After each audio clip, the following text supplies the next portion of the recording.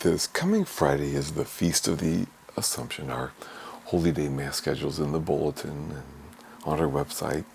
And I take this opportunity to say hi to everyone I love at Assumption Parish. I was blessed to serve for 16 years. You will always be a part of who I am. Secondly, I know that we're about to get started for school year, so my goodness, may God bless parents, may God bless teachers and administrators and staffs and pastors, and each of our kids, whatever age level of schooling this is. May it be a year which helps deepen the best in you, in us, really. This weekend I'm going to take a look at something some find some discomfort talking about, but which I think is important. It's a little bit about our own death, and in particular this question. Would you rather die suddenly and without warning? Or would you rather have some advanced knowledge, knowing that there might be some suffering involved? Thanks for joining.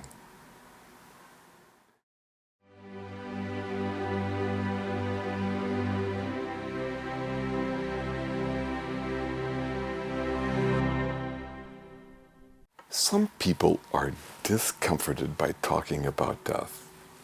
Me? Not so much, really. I am not worried about the life beyond what we can see. I believe in a merciful God, and I know that here on earth I've tasted, I've glimpsed the amazing love and goodness that awaits me in the life beyond this life, where I will be connected to all that is good and true in myself and in God and in this whole world and in the hearts of all of those I've ever loved or have loved me. What a blessing it will be to know that goodness in fullness. Now, for the sake of full disclosure, as has been famously said, I'm not afraid to die. I just don't want to be there when it happens. So if you bear with me, I do believe that sometimes it is important to talk about death a bit. Death comes in so many ways. Sometimes death comes suddenly and without warning, seemingly. That's how it was with my dad. Many years ago now, he was out buying a Christmas tree with my mom. He had a brain aneurysm, never regained consciousness, died later that night in the hospital. We made one decision that night, gathered as a family, that I'll be always grateful for.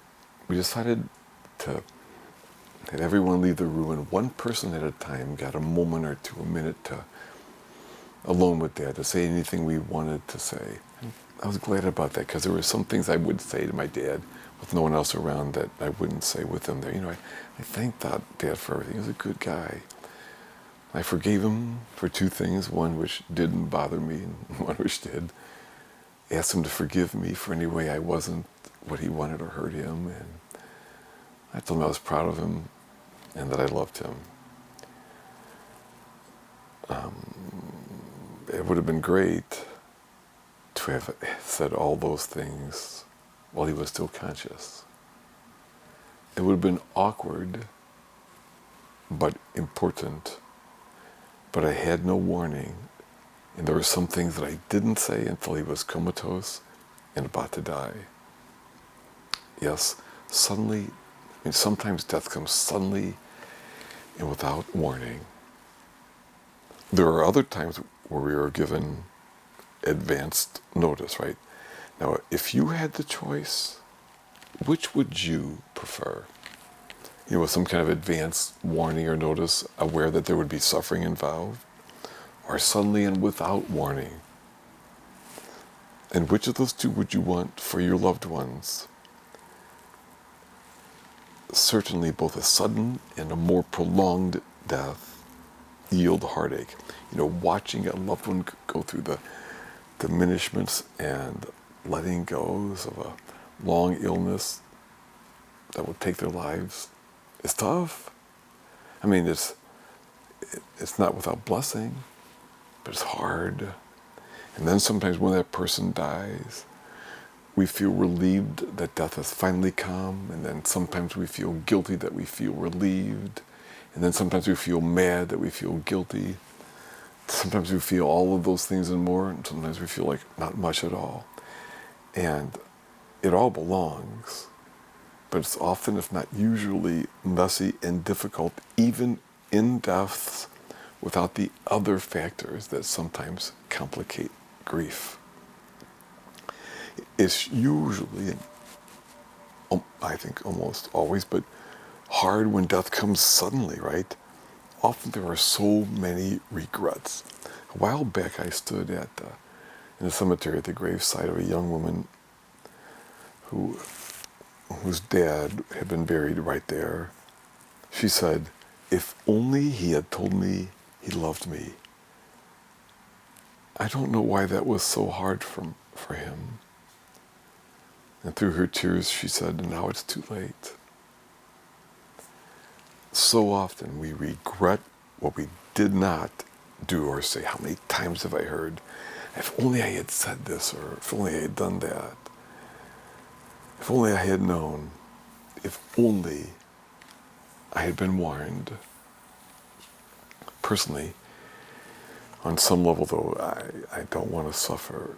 I think I would like to be warned, but today I realize I have been warned. I don't know when I will die, but today Jesus reminds me and each of us that I will, that we will. Jesus says clearly to each of us, "You must be prepared, for at an hour you do not expect, the Son of Man will come." My brothers and sisters, we've been warned. Sometimes it's difficult for folks to think about our own death, but when we do so, we give ourselves a great gift. We give ourselves the opportunity to be intentional about the time that we have. Now, this is not for the sake of what some call a bucket list. Like before I kick the bucket, so to speak, there's a trip I want to take or some experience to try. Nah, this is for things more significant than that. This is the opportunity for conversations, for learning and forgiving and thanking, and for all of those things that are such a blessing to us on the journey through life and through death. Several years ago, a friend of mine felt it was time to make sure his relationships were as clean as possible. He sat down with various family members one at a time and said, "I am sure that I've hurt you along the way, and you deserved only to be loved and to love beautifully. And I'm sorry for any time I did not love you as you deserved." And then he would add, and if you ever wonder if there's any hurts left over in me between us, no, he goes, we're good. 6 months after he did that, unexpectedly his dad died. Now, underneath his heartache there was also a blessed peace, because he knew things were right between him and his dad. These conversations can be awkward. We might dread having them, but if we find a way, it's so worth it. We have no control about what the other person will do or how they might respond, but there's a gift to us to do our part. And if anyone regrets that we missed that chance, well, some find it helpful perhaps to write a letter to that person after death. Maybe print out one copy, light it on fire in some kind of prayer offering. Maybe keep another copy to go back and review later, or even add stuff to. Now, as an aside, at church here, I printed off some possible sentence starters, and we'll have copies in the back of church if for anyone who thinks that might be helpful. It's one of the many activities I put into the back of the book, No One Cries the Wrong Way. Yes, knowing that we are going to die puts us in a grace position. Because we can be intentional about how we want to live the time we have.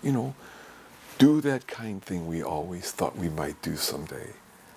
Take those moments like this weekend when we say goodbye to our college kids and graduate school students before school starts to, one of those threshold moments to say what's good to say, verbally or with a note, right?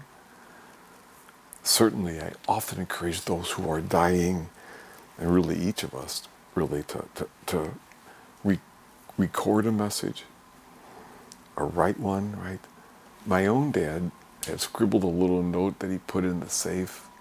Should anything ever happen to me, we treasure that. I have a goodbye message on my desktop, on my laptop, that people know where to find, just in case. Never have I seen someone regret that they said what they really wanted to say just in case. Yes, death comes in many ways. But if we know that we are going to die, if we know a loved one is going to die, that graced position allows us to be intentional about the time we have left with each other. My brothers and sisters, that's us today.